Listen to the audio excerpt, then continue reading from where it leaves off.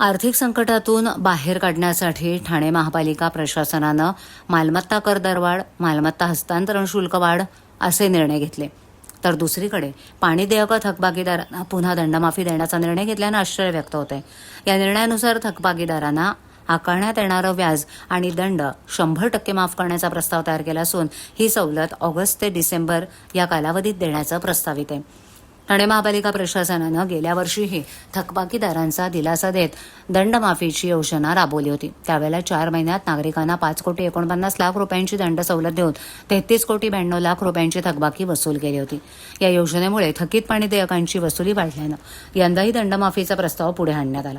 यंदा पाणी देयक वसुलीचं उद्दिष्ट 277,63,63,00,000 रुपये, त्यापैकी 119,68,00,000 रुपये थकबाकी तर 157,95,00,000 रुपये चालू वर्षाची मागणी आहे. त्यामुळे थकबाकीदारांकडून अधिकाधिक रक्कम वसूल करण्यासाठी दंडमाफीचा निर्णय प्रशासनानं घेतला आहे. आयुक्त राव यांनी प्रस्तावाला मान्यता दिली असून अंतिम निर्णयासाठी हा प्रस्ताव येत्या 17 ऑगस्ट रोजी होणाऱ्या सर्वसाधारण सभेत ठेवण्यात आलाय. यंदा ही सवलत ऑगस्टपासून सुरू करण्याची मागणी नगरसेवकांकडून करण्यात आली होती. वर्षाच्या सुरुवातीला देयक भरणाऱ्या नागरिकांना नंतर जाहीर होणाऱ्या सवलतीचा लाभ मिळत नसल्यानं त्यांच्याकडून तक्रारी येत होत्या. त्यामुळे सर्वांना समान संधी देण्यासाठी ऑगस्ट ते डिसेंबर दरम्यान योजना प्रस्तावित असल्याचं प्रशासनानं स्पष्ट केलंय.